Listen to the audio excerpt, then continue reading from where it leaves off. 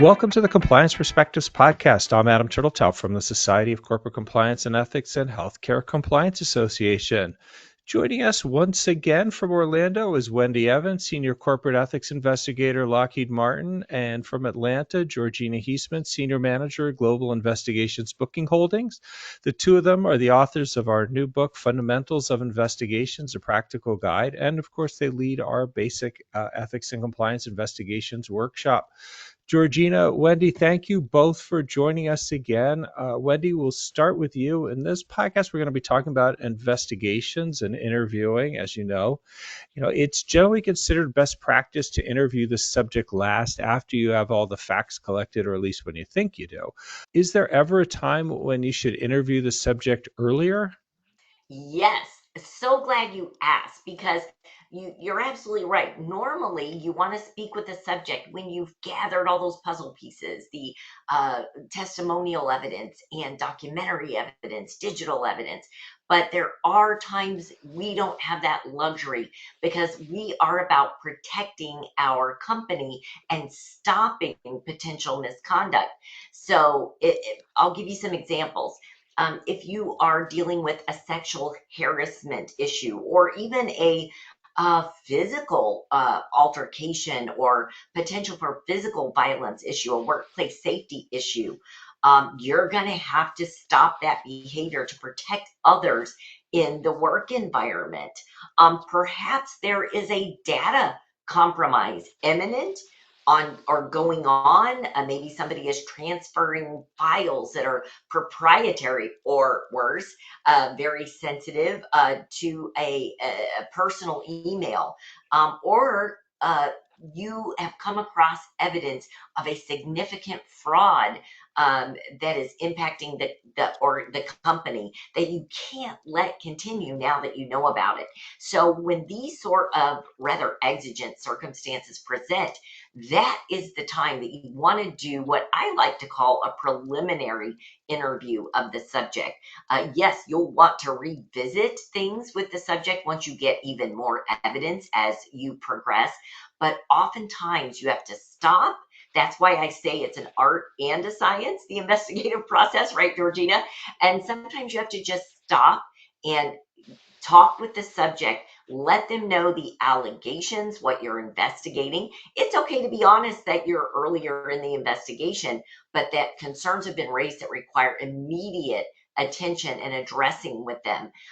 Give them a chance to respond. You may get some very valuable information from them at this phase. And then you may be faced with working with your HR partners to see, can this individual stay in the work environment while this investigation continues? And if it's particularly exigent, like I've described, they may have to be moved to another area or work from home or even be placed on, I don't know, a paid leave while you continue the investigation. So, yes, there are definitely times that an early subject interview is required. Interesting. Now, when it comes time to do the interview with a subject, whether it's an early time or it's sort of at the normalish, at the end after you've talked to everyone else, Georgina, are there steps to take when conducting the interview? Do you dive in, lay some groundwork first? What do you find works best? In an ideal universe, generally by the time you're speaking with the subject, you've already sort of notified them that the meeting is going to take place, the interview is going to take place at what time. You've sort of scheduled this and set a little bit of a precedent for what it is that brings you together.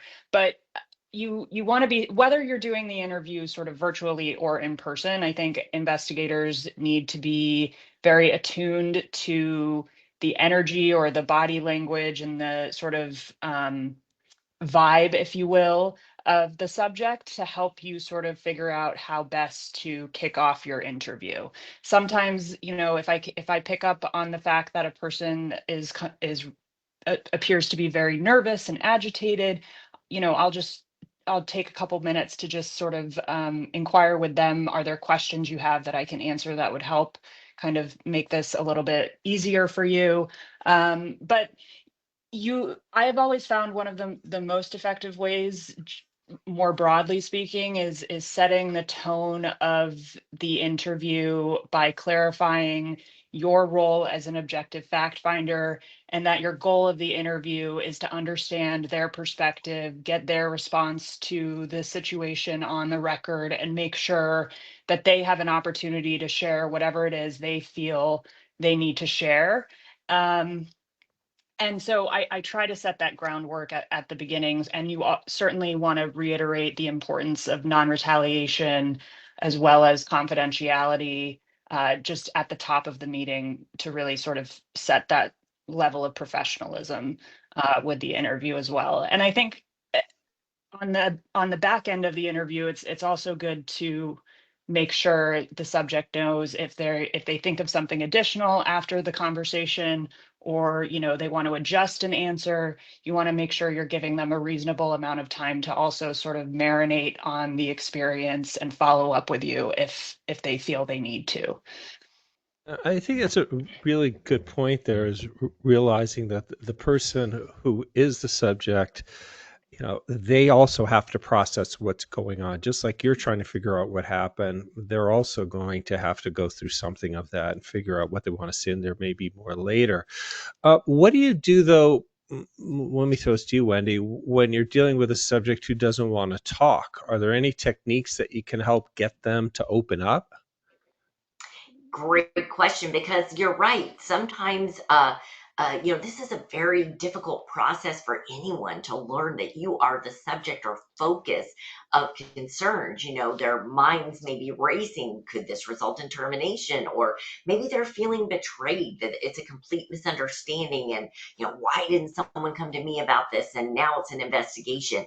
So if they become hesitant to speak, I usually, kind of to Georgina's point, I love to reassure them, listen, it's not first one to the table, and we work on some confirmation bias that we've already decided you're guilty of something. I reassure them of our process, that this is their opportunity to provide their perspective, and we would never close our investigation without it.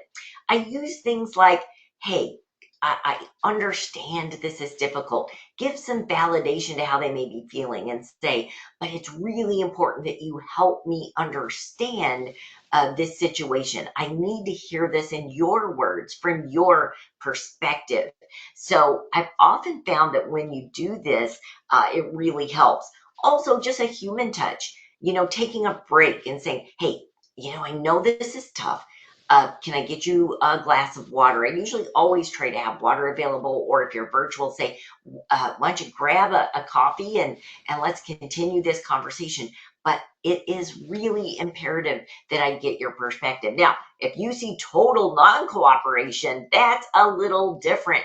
And ideally, your companies have a policy where it's clear to employees that there is an expectation that they will cooperate with company inquiries. Now, I don't use that quote corporate Miranda right away, only if it becomes necessary with a witness, or in this case, a subject. May have to remind them of their duty to cooperate and help us with the investigation, but I save that only if I see there is just total non cooperation.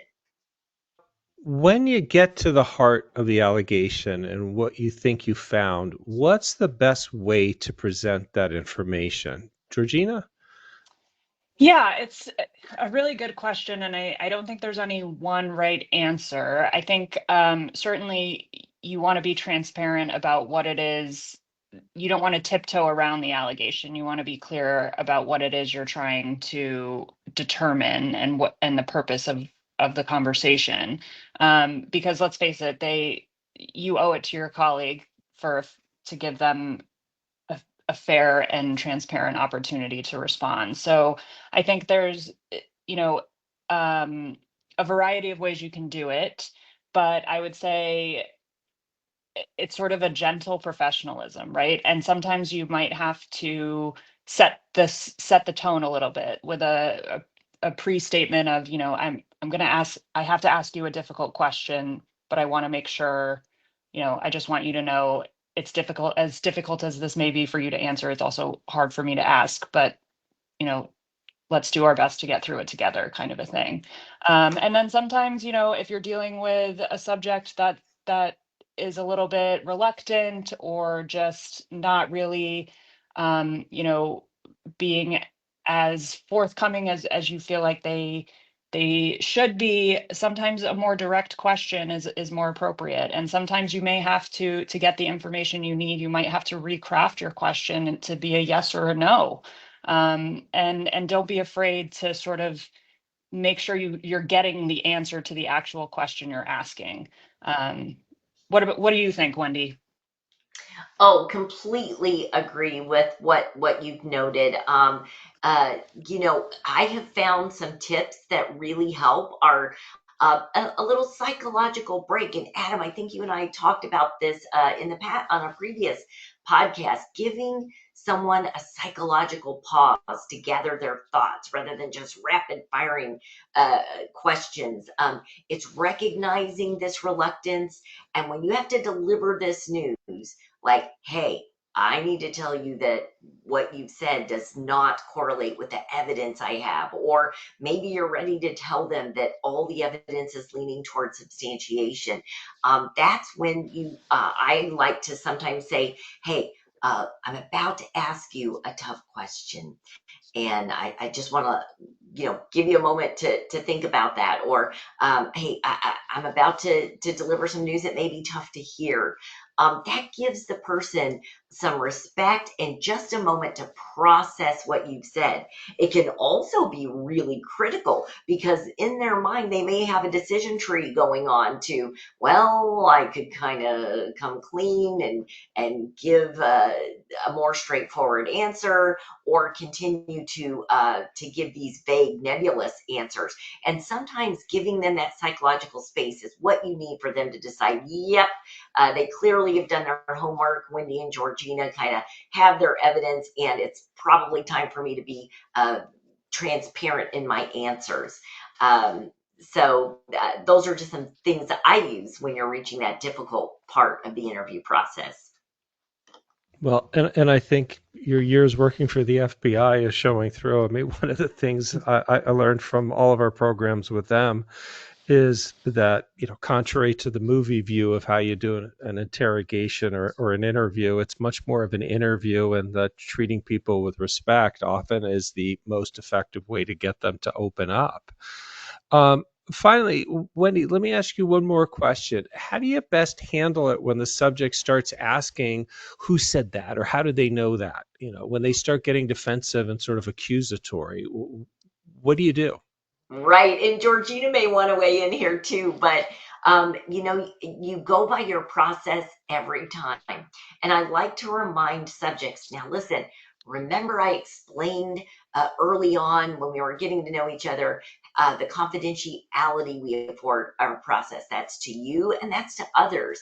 And it would not be appropriate to get into the who said what. I need you to focus on what's alleged versus who alleged them. Sometimes I like to even remind them this is also to protect you because we take retaliation very seriously.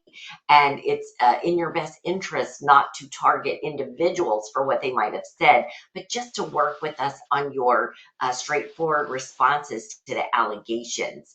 Georgina, anything to add in this, reminding them of process that we will not be naming names or telling them who said what? Yeah, I think just sort of generally, it's always helpful to your point about sort of echoing that the reason we don't attribute a lot of information is because we're also trying to protect them and their protect them from concerns of retaliation later on, right? And so I think it's also im- it's a reasonable thing that people are a reaction that people have. And I think in my experience I've sort of validated the the reaction in that, hey, it's completely normal to start wanting to put together all the pieces of this puzzle. And I know what I'm about to say is going to be hard to hear, but it really is in your best interest to avoid going down that process and that rabbit hole. Georgina, Wendy, thank you so much for sharing these insights with us on both of these podcasts and in the book Fundamentals of Investigations, a Practical Guide. I want to thank all of you for taking the time to listen. I'm Adam Turteltaub from SCCE and HCCA. I hope we're able to expand your compliance perspective.